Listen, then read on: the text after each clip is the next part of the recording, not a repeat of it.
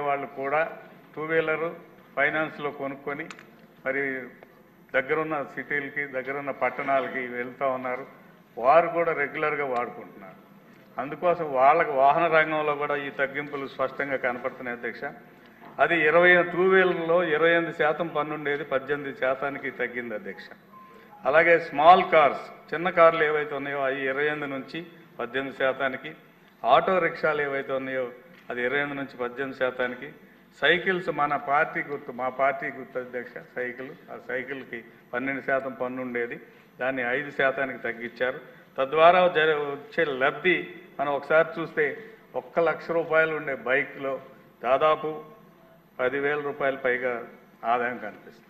1 లక్ష రూపాయలు ఒక బైక్ ఎవరైనా కొనుక్కోవాలనుకుంటే దానిలో 10,000 రూపాయల వరకు ఆదాయం వస్తుంది అధ్యక్ష.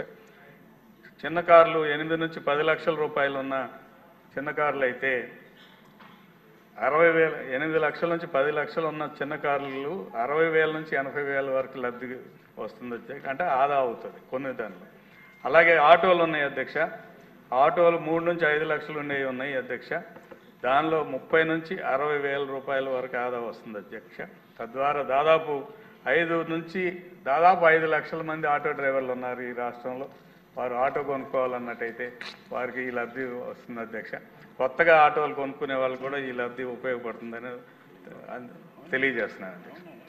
కేవలం ఈ వస్తువుల మీదే కాకుండా మరి ఈ వాహన రంగం ఏదైతే ఉందో ఈ వాహన రంగంలోని స్పేర్ పార్ట్స్ మీద కూడా ఈ తరుగుదల కనిపిస్తుంది అధ్యక్ష.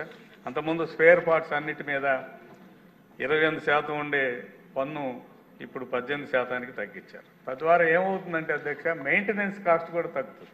కొనుగోలు అప్పుడే కాదు మెయింటెనెన్స్ కూడా తగ్గడానికి స్పష్టంగా కనిపిస్తుందని తమరి ద్వారా తెలియజేస్తున్నాయి అధ్యక్ష. తర్వాత personal care and domestic goods గృహోపకరణాల గురించి ఒకసారి మళ్ళీ దీనిలో కూడా ఇందాక మన మంత్రి గారు తెలియజేశారు అధ్యక్ష.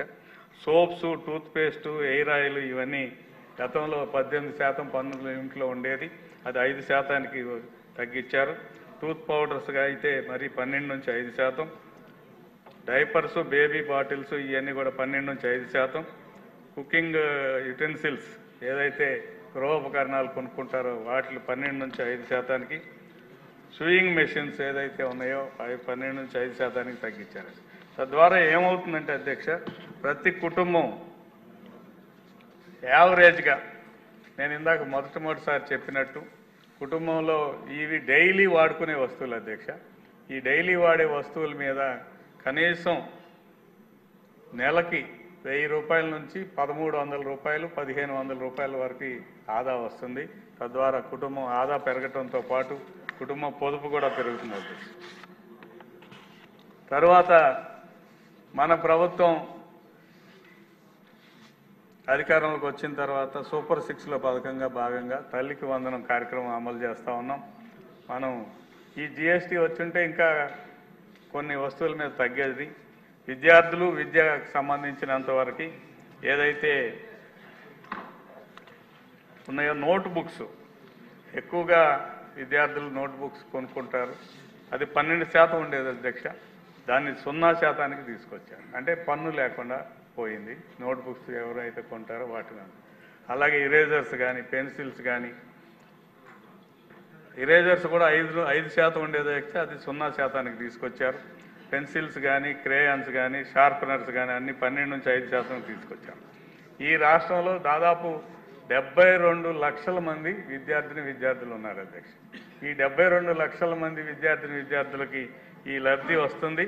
ఒక స్కూల్ కిట్ ఎవరైనా ఒక విద్యార్థి కొనుక్కోవాలని అనుకున్నట్టయితే అంతకుముందు 1,200, 1000 నుంచి 1,200 అయ్యేది.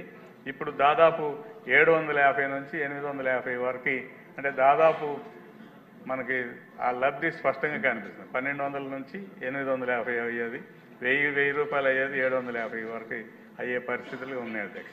అంటే ఈ యొక్క విద్యా వ్యవస్థ మీద మనం ఎంత ఈ ప్రభుత్వం కేంద్ర ప్రభుత్వం ఎంత శ్రద్ధ చూపించిందో అర్థమవుతుంది. చదువు భారం కాకూడదు అనేది ప్రభుత్వం యొక్క ముఖ్యమైన లక్ష్యంగా భావిస్తూ నోట్ పుస్తకాల మీద 0 తీసుకురావటం, అలాగే ఇరేజర్స్ పెన్సిల్స్ వాటన్నిటి మీద కూడా పన్నును గణనీయంగా తగ్గించడం అనేది క్లియర్గా కనిపిస్తుంది అధ్యక్ష. తర్వాత హెల్త్ అండ్ మెడికల్ కేర్ ఒకసారి ఆలోచిస్తే అందరికీ తెలిసిందే అధ్యక్ష. ఆరోగ్యంలో ఈ రోజున కుటుంబాలు ఎక్కువ శాతం తమ పర్సనల్ హైజీన్ హెల్త్తో